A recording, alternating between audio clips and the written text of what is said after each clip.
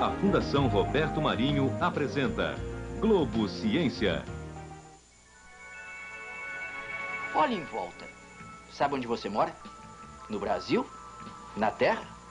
Esse lugar incrível que a gente mora é o universo. Olhe em volta agora. Vá lá, olhe pela janela. Viu que legal? Você está vendo o universo. Se prepare, gente! A aventura do Globo Ciência hoje é pelo universo.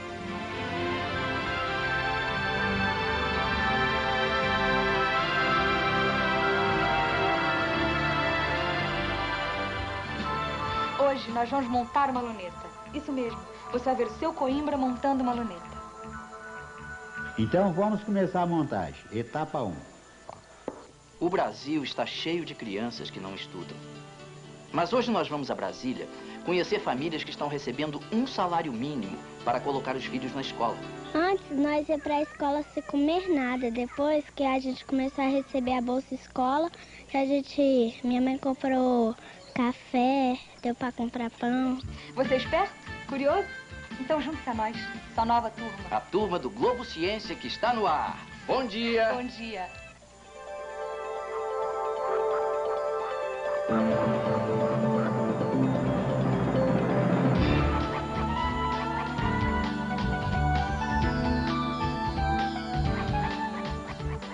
Desde sempre o céu fascina o homem.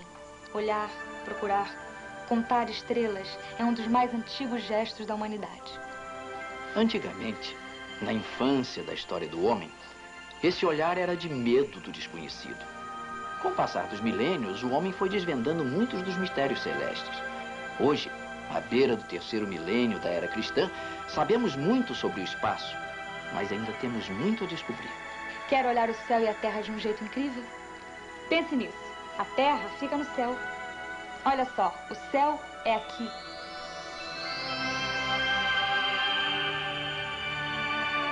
Desde a antiguidade, o céu era considerado território dos deuses. Vocês sabem onde estão as Três Marias? Não. Isso aí. Vocês sabem o que são as Três Marias? Não. Elas, na verdade, são o cinturão de um guerreiro imaginário. Que os antigos, eles achavam nas constelações guerreiros, monstros, deuses. E essa constelação, que é o Orião, era um guerreiro que tinha um escudo. E as Três Marias são o cinturão dele. Por isso que a gente chama o cinturão de Orion. Apaixonados pelo céu, esses jovens são do Clube de Astronomia Mário Schemberg, de Niterói, no estado do Rio. O coração do clube é ele, Martin Meichner, que tem 21 anos e estuda física na Universidade Federal do Rio de Janeiro. Hoje, eles trouxeram um grupo de crianças para o parque da cidade de Niterói, onde a vista do rio serve de moldura para a nossa aventura. Vamos buscar estrelas? Onde está o Cruzeiro do Sul? Lá! E vocês sabem para que o pessoal usava o Cruzeiro do Sul? O Cruzeiro do Sul, ele aponta para o sul. Então, se você pegar o tamanho, aquele eixo maior dele, que está assim, você pegar o eixo maior dele e pegar 4 vezes o tamanho dele na mesma direção, você vai achar um ponto no céu que a gente chama de polo sul do céu. Se você traçar uma reta para baixo, deixar ele cair, ele vai estar apontando para o sul. Então, se você sabe onde é o sul, você vai saber para trás onde é o norte, para a esquerda onde é o leste, para a direita onde é o oeste. Certo? Então, você pode se orientar. Cada região de nosso planeta vê o céu mais ou menos diferente. E em todos os lugares, em todos os tempos, as estrelas serviam de orientação para os homens. Os primeiros homens, e a maioria de nós, usa apenas o olhar para aprender o céu. Então, vamos fazer como eles e procurar entender um pouco mais essa mecânica celeste? O que é o dia? É que a Terra fica rodando, né? Aí parece que o Sol que roda, mas a Terra que roda. E a Terra gira em torno de quem? A Terra gira em torno do Sol e em torno de si mesmo. A Terra gira. E gira em torno do Sol. Isso parece óbvio hoje, não é? Mas um dos primeiros homens que descobriu isso teve muito medo de publicar esses estudos. Foi Nicolau Copérnico, um astrônomo que só no ano em que morreu, 1543, teve coragem de publicar o Tratado De Revolutionibus, que em latim quer dizer sobre as revoluções. Uma das revoluções era: a Terra gira em torno de si mesma em um dia e em torno do Sol em um ano. Até então, os homens acreditavam que a Terra era imóvel e era o centro do universo. Quase um século depois, o sábio florentino Galileu Galilei confirmou as teorias de Copérnico.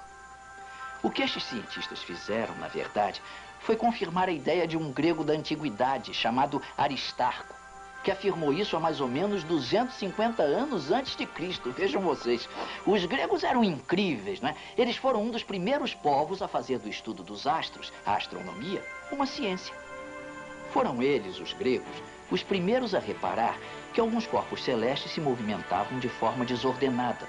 Chamaram estes corpos de planeta, que em grego significa errante, vagabundo. O mais famoso planeta é este que a gente chama de estrela d'alva. Ela é a primeira a aparecer, linda, magnífica, no céu ainda azul do anoitecer e é a última a sumir no amanhecer. Apesar de ser conhecida como estrela d'alva, ela é na verdade um planeta, o planeta Vênus. Foi o nosso velho amigo, o sábio Galileu Galilei, de quem a gente já falou, lembram? Que observou pela primeira vez a diferença fundamental entre planetas e estrelas. As estrelas são corpos celestes com luz própria. A gente da Terra vê as estrelas cintilarem, piscarem por causa da atmosfera que envolve nosso planeta. E planeta é um corpo celeste que gira em torno de uma estrela, como a Terra em torno do Sol. É isso que acontece aqui, no Sistema Solar, que é o endereço do nosso planeta.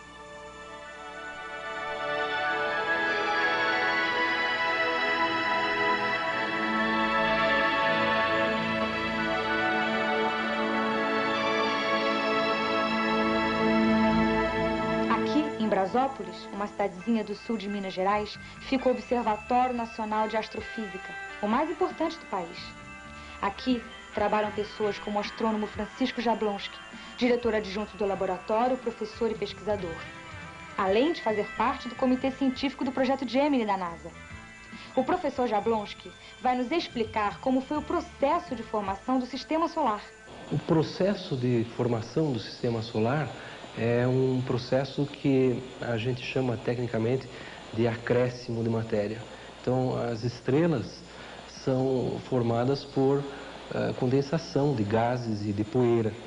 E acontece que parte desse material,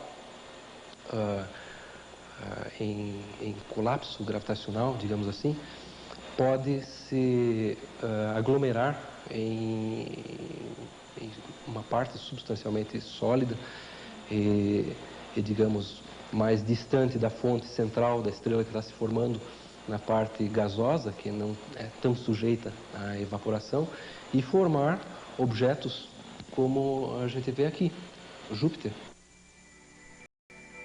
Vocês sabem por que os astros se equilibram no espaço? Não? É porque no espaço todos os corpos se atraem. Eles obedecem a uma força de atração chamada força gravitacional. O primeiro homem que compreendeu esta lei foi Isaac Newton, em 1665. Ele viu isto: uma maçã caindo. Newton verificou que, ao cair, a maçã era atraída pela Terra. É a mesma lei que faz os planetas girarem em torno do Sol.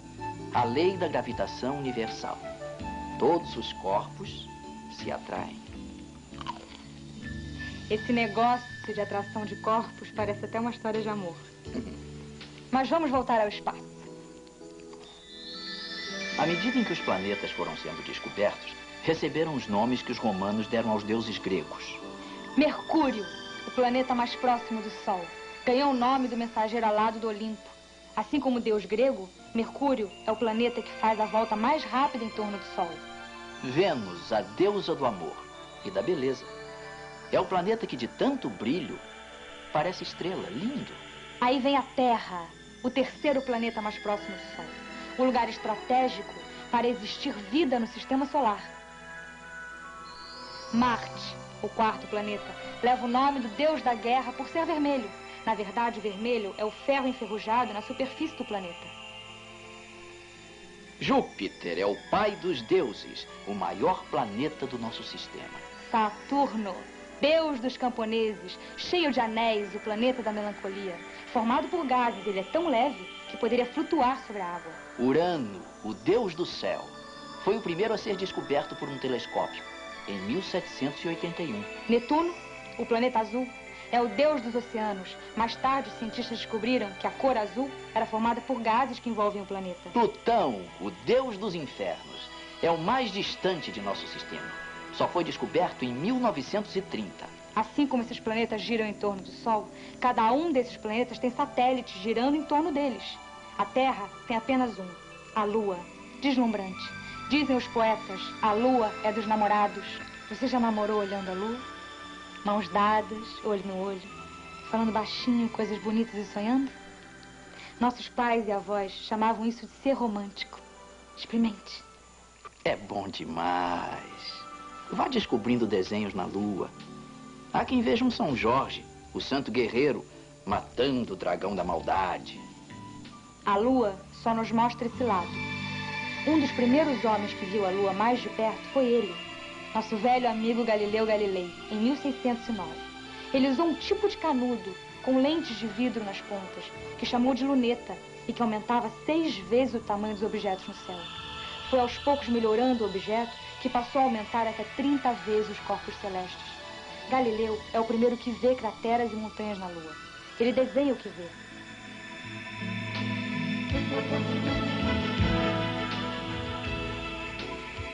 No século XX, em 1959, a sonda soviética chamada Luna tirou as primeiras fotos do outro lado da Lua, a face oculta, que nenhum homem ainda havia visto. Essa foto foi tirada pela sonda norte-americana chamada Galileu.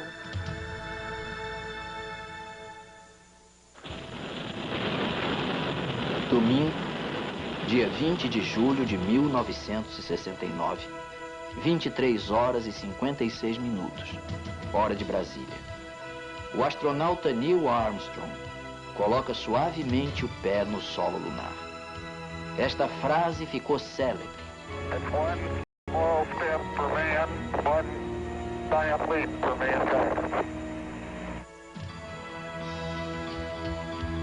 O homem gostou do passeio e, em 1971, a Apollo 15 levou um jipe especial que explorou o Mar das Chuvas.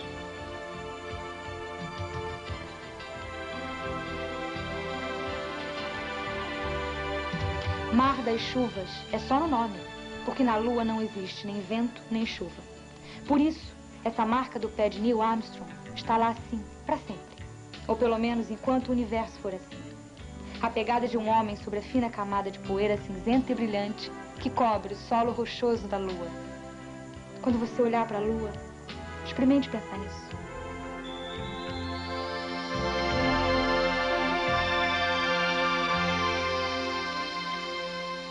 O endereço galáctico do Sistema Solar é a Via Láctea, a nossa galáxia. É aqui que nós ficamos, numa ponta dessa galáxia. Via Láctea, em latim, significa caminho leitoso. É esta faixa cheia de estrelas. No Egito Antigo, a Via Láctea era conhecida como o Rio Nilo Celeste. Para outros povos antigos, era o leite de uma deusa alimentando seu filho. Para nós, hoje, ela é assim. Vista de perfil, é como um disco com um centro mais largo e mais brilhante.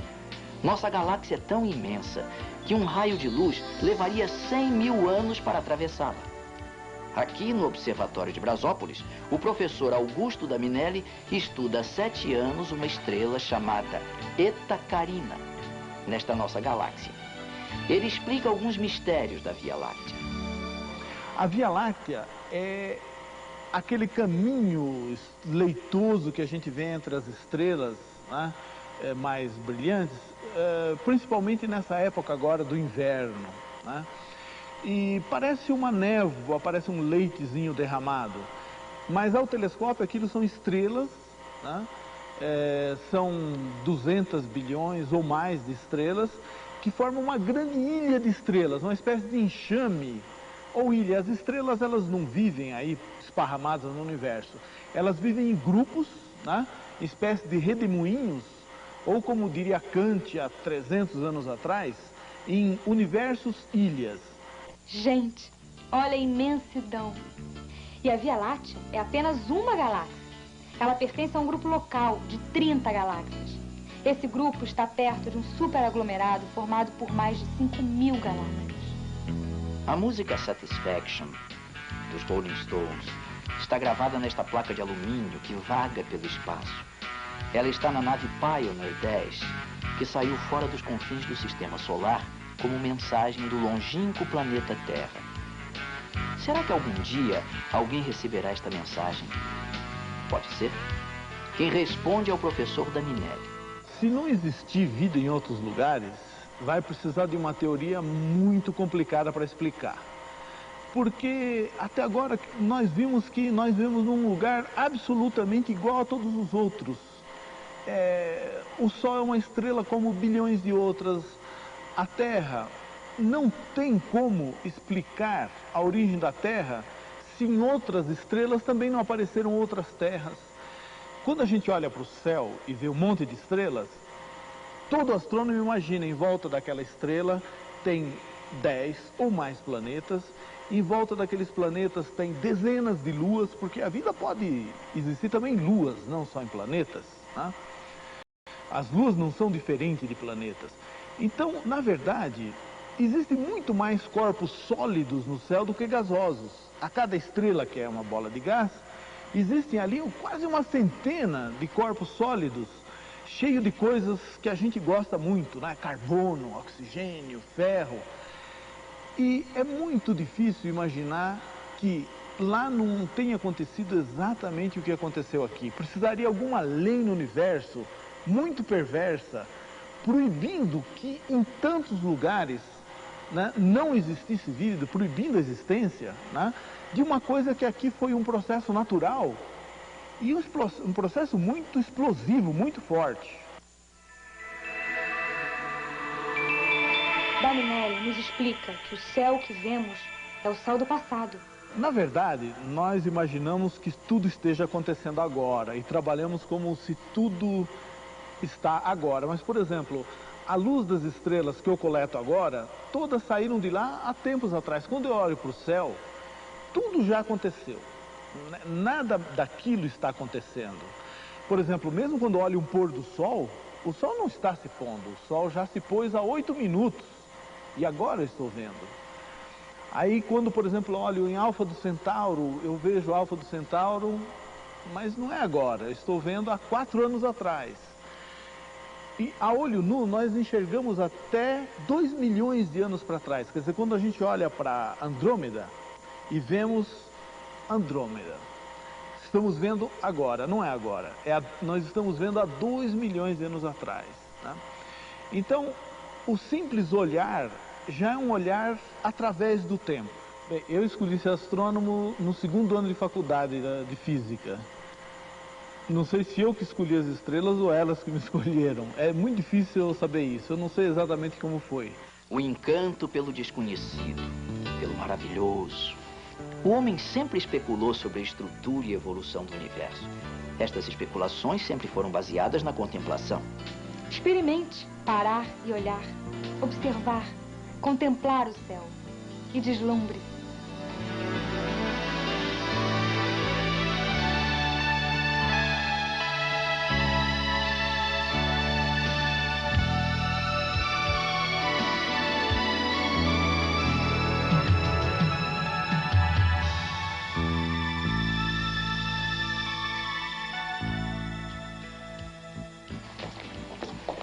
Nós tivemos o espaço finito de 15 minutos para falar do infinito. Claro, não conseguimos dar conta de muita coisa. Você que é curioso e ficou siderado no espaço, procure saber mais. Olha só, Galileu Galilei foi um homem incrível. Vale a pena conhecê-lo melhor. A vida na estação espacial russa chamada Mir, como surgiu o universo, como nasce, vive e morre uma estrela. Os cientistas descobrem coisas fascinantes. Acompanhe o Globo Ciência. Nós vamos voltar muitas vezes para o espaço. Mas antes disso, procure ler sobre o assunto. Você vai ver como é divertido. E daqui a pouco, você vai ver o seu Coimbra fazendo uma luneta. Nós voltamos já já.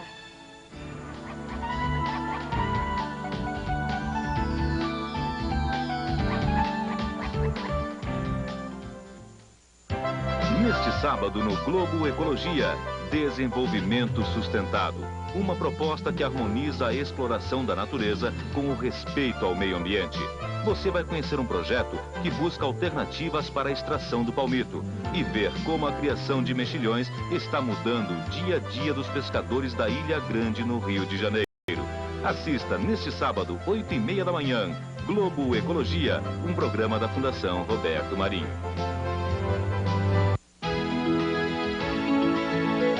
Alô, galera, estamos aqui esperando a sua ligação. As crianças do Brasil precisam da nossa ajuda.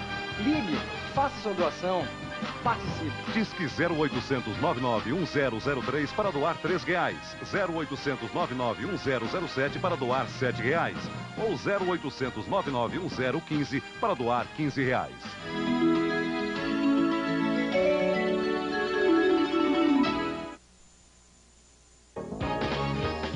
Neste sábado, Campeonato Mineiro, edição especial. Roberto Gaúcho parte para o ataque. Jogadores de Atlético e Cruzeiro se aventuram num desafio do Turf. Campeonato Mineiro, edição especial. Neste sábado, meio-dia. Oferecimento Casa do Rádio, o gigante dos preços baixos. E Café Três Corações, o melhor café.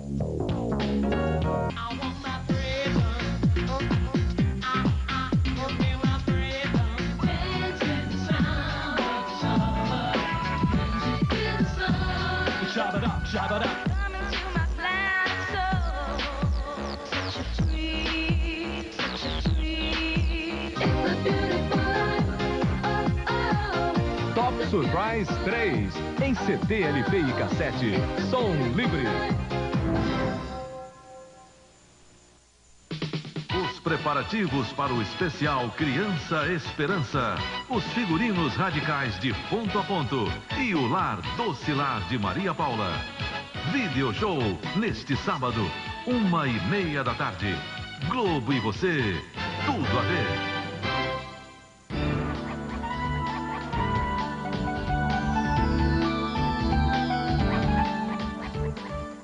Você já viu a lua de perto? Já usou uma luneta? Em Duque de Caxias, no estado do Rio, o seu Coimbra tem uma oficina onde ele mesmo ensina as crianças a fazer lunetas.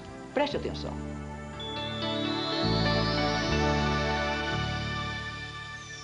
Hoje é um dia especial em Florença.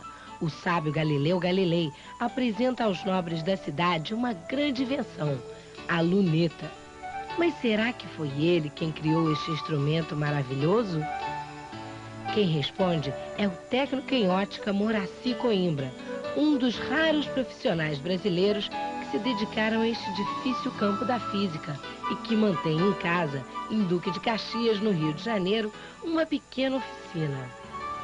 A primeira luneta que se fez no planeta Terra foi em 1609 por um óptico holandês chamado Lipsey e foi entregue ao então cientista Galileu Galilei. E ele pela primeira vez olhou a Lua e viu as maravilhas da Lua. E é o que nós vamos aprender a fazer hoje, uma luneta. A luneta apontada para a Lua modificou rapidamente os conhecimentos do homem sobre o nosso satélite e mais tarde sobre todo o universo. Por ter sido o primeiro sábio a utilizar com sucesso esse novo instrumento, Galileu Galilei acabou levando a fama de ter inventado a luneta. Assim como o sábio florentino, o seu Coimbra também tem uma grande paixão pelo céu. Desde pequeno, desde garoto mesmo, eu sempre gostei muito de olhar o céu. Quer dizer, eu já gostava de astronomia, mas infelizmente todo instrumento óptico são instrumentos caros, como o telescópio. Eu sou astrônomo amador. Eu sempre gostei de astronomia, mas eu desenvolvo um trabalho, eu conheço, por exemplo, inclusive mecânica celeste, eu estou entrando, quer dizer, estou sempre aprendendo, porque eu gosto. E mesmo porque os meus instrumentos, como eu trabalho com telescópios, luneta, binóculo, essas coisas todas, eu tenho que ter conhecimento, né? A lógica é normal, eu tenho que ter conhecimento de astronomia, né? Vamos ver agora como é que o seu Coimbra constrói uma pequena luneta que pode aumentar em até 12 vezes o tamanho dos objetos. Então vamos começar a montagem. Etapa 1. Essa lente foi cortada para entrar aqui dentro, perfeitamente. Então, ela vai entrar sob pressão, ó. Encaixou. Como eu coloquei o dedo, volto a limpar. que vai segurar a lente aqui agora é justamente isso aqui, ó. O tubo vai entrar agora por cima, olha lá, apertou a lente.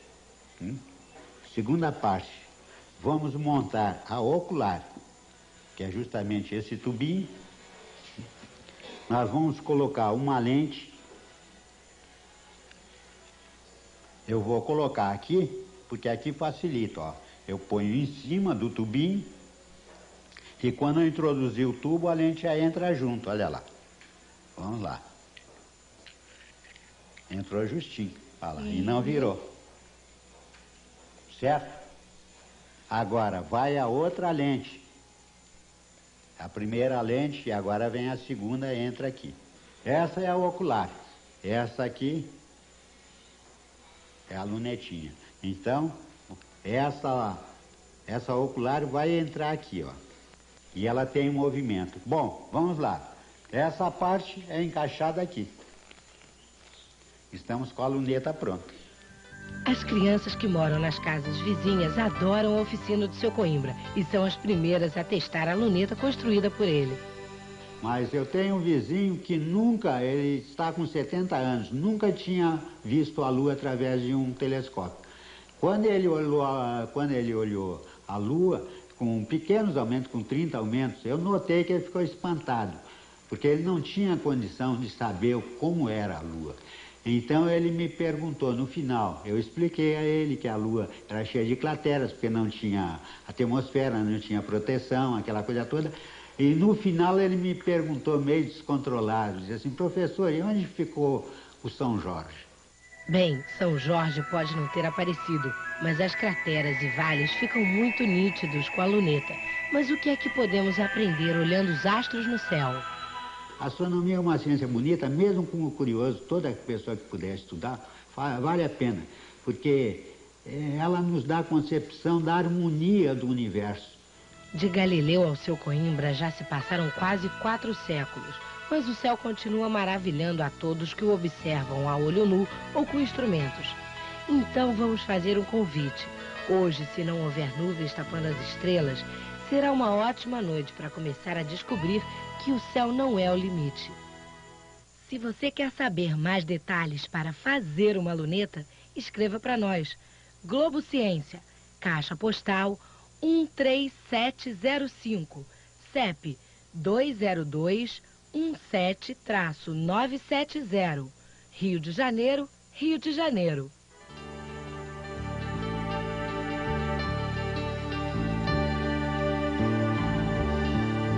Criança tem de brincar, comer, ter saúde e estudar. Lugar de criança é na escola. Toda criança brasileira tem direito à educação. E o professor é um dos personagens principais dessa história. Joaneline, Wesley e mais 12 mil crianças de Brasília estão ganhando um salário mínimo para estudar. Elas estão no programa Bolsa Escola, criado há 1 ano, para que as crianças pobres não abandonem os estudos. Antes da Bolsa Escola, eu tive que parar de estudar para trabalhar. 3 anos sem estudar, porque a gente não tinha condições de viver. Minha mãe era doente das pernas, ficou de cama, não pôde trabalhar. Aí eu tive que parar 3 anos para trabalhar. Aí depois que começou esse programa Bolsa Escolar, aí sim eu pude parar de trabalhar e voltar a estudar. Joaneline estuda na escola classe 2 da cidade satélite de Paranoá, a 20 quilômetros de Brasília. É um lugar muito pobre, onde milhares de crianças sofrem com a falta de ensino e até do que comer. O programa Bolsa Escola, criado pelo governo do Distrito Federal, começa a mudar a cor do verdadeiro quadro negro da educação. Nós sentimos que hoje a escola, os alunos realmente estão frequentando a escola, né? Em anos anteriores, nós começávamos com a sala de 40 alunos e terminávamos o ano com apenas 20 alunos. E hoje eles estão frequentando a escola, eles estão tendo um rendimento melhor, né? Consequentemente, eles estão sendo aprovados. Isso está melhorando muito a autoestima dos alunos. Eles estão sentindo que eles são capazes de aprender, saíram da rua, né? Deixaram de tomar conta de carros, de prestar serviços, né, na rua e estão frequentando a escola e, consequentemente, vão ter um futuro melhor. Vamos conhecer a casa de Wesna, onde ela vive com seus 3 irmãozinhos. A mãe dela, Dona Marli, conta que agora pode ajudar os filhos a estudar. Melhorou em tudo, né? Porque até a minha atenção com eles na escola melhorou bastante, porque sempre eu vou lá ver se eles estão indo à escola direito, se eles estão frequentando a escola direito, que antes até às vezes a gente não importava muito com esse lado, sabe? E agora não, incentivou a gente a ir saber se a criança está frequentando bem, como que está a situação da criança na escola, né? Se ele vai passar de ano. Antes nós ia para a escola sem comer nada. Depois que a gente começou a receber a Bolsa Escola, minha mãe comprou café, deu para comprar pão. Como muitas outras cidades do Brasil, Brasília tem um lado pobre e um lado rico. O programa Bolsa Escola está ajudando as pessoas do lado pobre a enfrentar as dificuldades, como conta a dona Neuci, que é viúva e tem 7 filhos. Ajudou bastante, né, pra mim. Tem mais conta para pagar, todos os meses é um chinelo, né, para cada um dos meninos, né, são só 7. Então, com a ajuda da Bolsa Escola, eu compro, às vezes do dinheiro do meu marido, eu pago as contas. Quando chega a Bolsa Escola, né, já fico confiada nela, né, que eu já compro arroz e feijão. Estudar é o passaporte para o futuro. O governador do Distrito Federal, Cristóvão Buarque, explica como surgiu a ideia da Bolsa Escola, que tira as crianças da rua. Eu estava preocupado em como pôr todas as crianças na escola. Que medida? Não a intenção de pôr todas as crianças na escola. Que medida? Diante da pobreza que nós temos. Eu imaginei que só tinha uma solução: pagar as crianças pobres para que elas estudassem. Então surgiu aí a ideia da Bolsa Escola. E não custa muito. Isso é que é importante. No Brasil, querer implantar isso não custa muito, gente. No caso nosso do Distrito Federal, nossa meta é chegarmos a 20 mil famílias. Quando chegarmos a 20 mil famílias, custará 0,6% do orçamento. Não é muito dinheiro. Todas as crianças do Brasil têm direito a comer e estudar. E o programa Bolsa Escola é a chance para que muitas destas crianças possam um dia ter a oportunidade de deixar o lado pobre para conquistar uma vida melhor. É isso, gente. O Globo Ciência acha que estudar é ótimo. Aprender é muito divertido. E é isso que nós vamos fazer sempre aqui. Aprender, perguntar, descobrir. E claro, vamos nos divertir muito. Não perca o próximo Globo Ciência. Até lá. Até lá.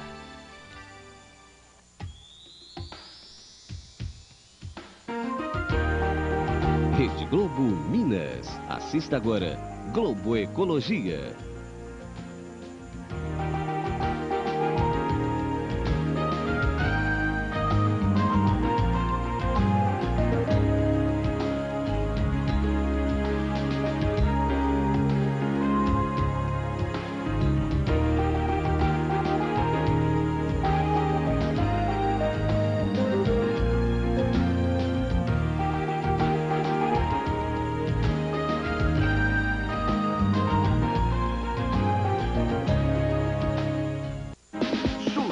Parque, alegria e alto astral com os sucessos de Paulinho Mosca, Yahoo, Negritude Júnior e Latino. Xuxa Parque, neste sábado, 10 da manhã.